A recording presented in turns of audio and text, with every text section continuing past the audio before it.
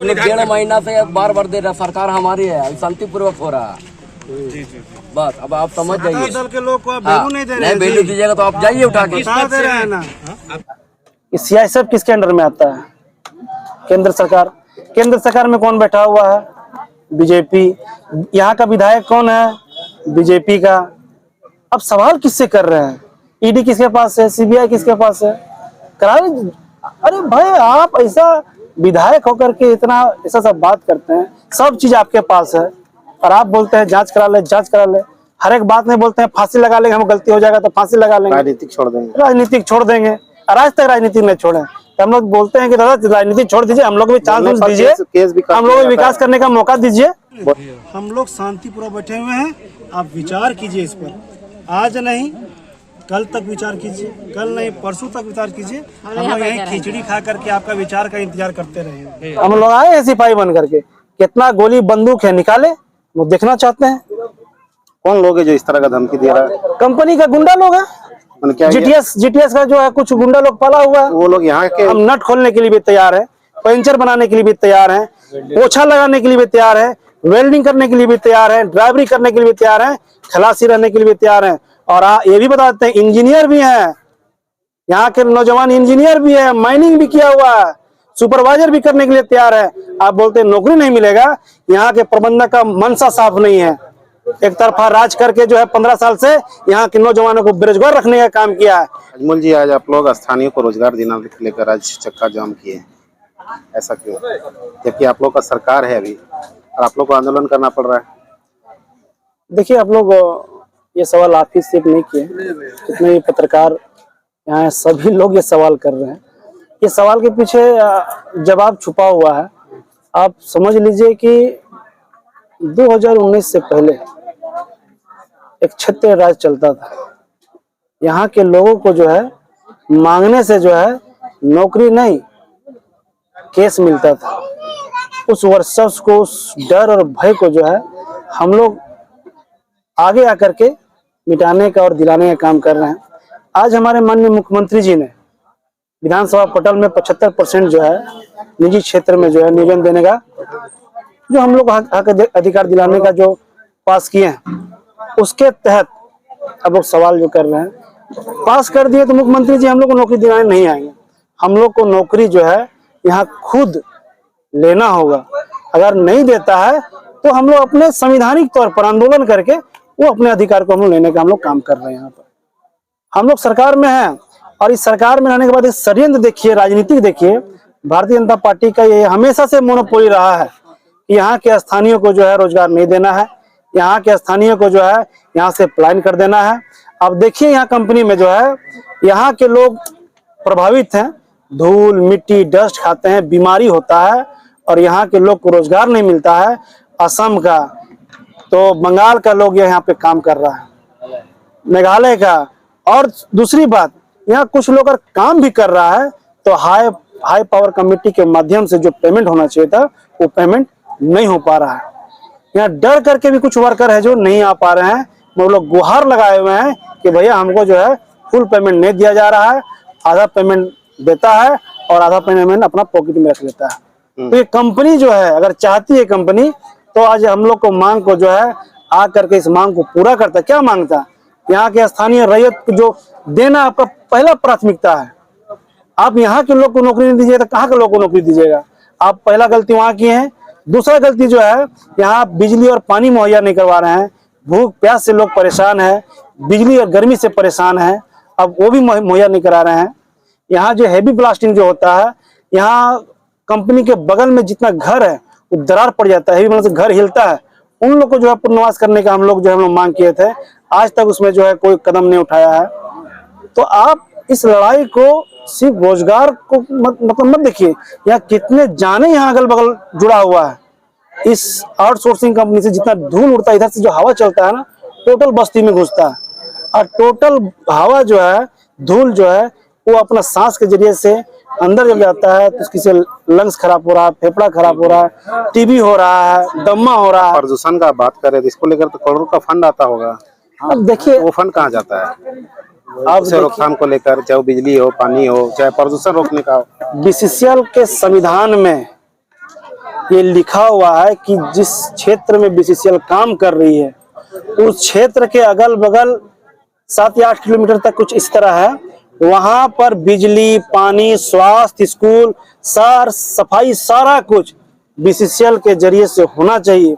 अगर हम लोग मांग करते हैं तो हम लोग गुंडा बोला जाता है, हम लोग मांग करते हैं तो प्रबंधक यहाँ का जो है 20 ठो गुंडा खड़ा करके जो है गोली और बारूद दिखाया जाता है।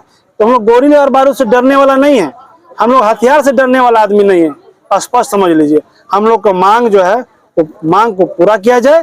हम लोग अपने मन से और सारे लोग के समक्ष बैठ करके आकर के यहाँ पर जीटीएस कंपनी के जो प्रबंधक है यहाँ बैठे और सबके सामने जो मांग है वो बोल करके यहाँ चलिए कि सब कुछ 1 सप्ताह के अंदर पूरा हो जाएगा, 2 दिन के अंदर पूरा हो जाएगा, ये बोल के चला जाए, ये आंदोलन समाप्त कर देंगे हम लोग लिखित तौर पर। हम लोग दे देंगे पूर्ण रूप से यह अनिश्चितकालीन चलेगा जब तक सफल वार्ता ना हो जाए, जब तक सफल वार्ता ना हो जाए। अच्छा, यहाँ पे जितने लोग आज मान लीजिए आपके साथ आंदोलन कर रहे हैं स्थानीय को लेकर, क्या लग रहा है सभी को नौकरी मिलेगा यहाँ? आप पहले समझ लीजिए कि आज आउटसोर्सिंग का बात हो रहा है, आउटसोर्सिंग में कुछ लोग जाएंगे, लोकल सेल चलेगा, लोकल सेल में काम करेंगे, ट्रांसपोर्टर जब चलेगा तो ट्रांसपोर्ट में जो है जो खलासी, ड्राइवर, पंचर, नट खोलने वाला सब यहीं का आदमी काम करे। क्यों नहीं घर घर में नौकरी होगा? सो बताइए, घर घर में नौकरी पहुंचेगा।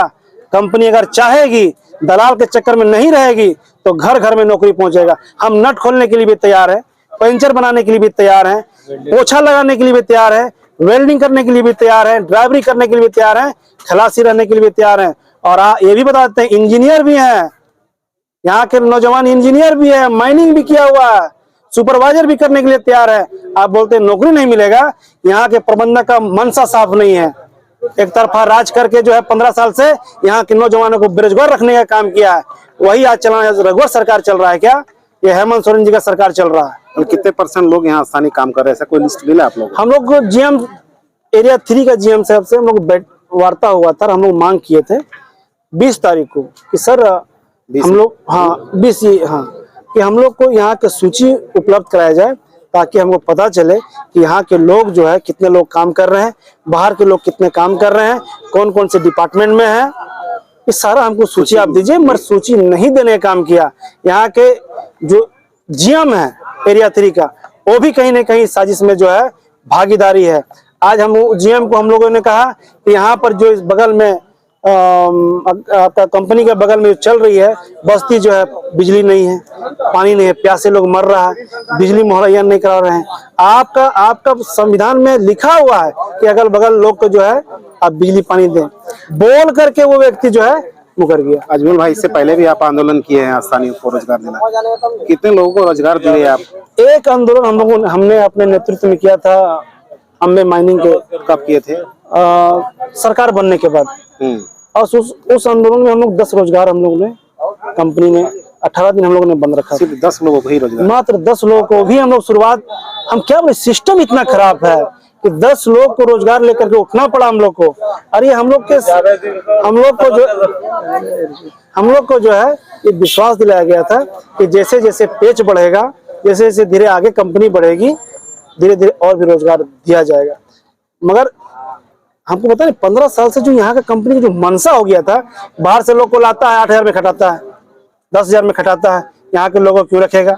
हाई पावर कमेटी जो है 824 रुपये बनता है, एक आदमी जो है बता दे रहे हैं 20 से 25,000 रुपये लोग कमाएगा अगर मान लेगा तो। आपके बगल में एक रैयत भी बैठा हुआ, तो इनको क्या समस्या हो गया कि आज देखिए ये रैयत है, 3.5 एकड़ जमीन है, ये कंपनी सटा हुआ कंपनी जमीन है, आपको बता दे रहे सटा हुआ कंपनी है। और इसी कंपनी का सटा हुआ जो है जमीन है, आज तक जो ना बीसीसीएल इसमें पहल की है, ना जीटीएस कंपनी से पहल की। जॉब भी नहीं मिला, कुछ नहीं मिला है, मौजा कुछ नहीं है, धूल मिट्टी खा रहा है, बीमार हो रहा है। यहाँ तो आदमी यहाँ बीमार हो रहा है, रैयत लोग यहाँ समझ लिया धूल मिट्टी खा करके पागल हो रहा है।